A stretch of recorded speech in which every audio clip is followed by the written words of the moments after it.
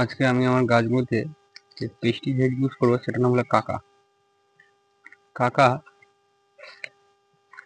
এমন একটা পেস্টিসাইড যেটা লেবু গাছ, আঙুর গাছ সমস্ত কাজের জন্য খুব ভালো।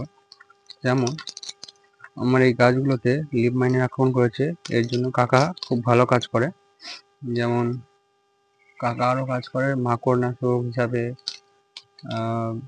লিফ মাইনারের ওপরে, মাইটসের ওপরে, মিলিবাগের ওপরে কাকা খুব ভালো কাজ করে। কাকা একটা পেস্টিসাইড, এটা বায়ো পেস্টিসাইড। এটা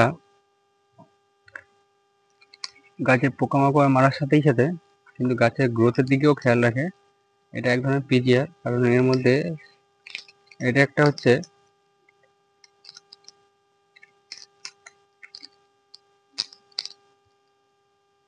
যারা বাগান করে তারা নিশ্চয়ই জানবেন কাকাটা প্রতিটা বাগানের ক্ষেত্রে কতটা গুরুত্বপূর্ণ জিনিস বা কতটা ইম্পর্টেন্ট। এটার কাজ খুব সুন্দর।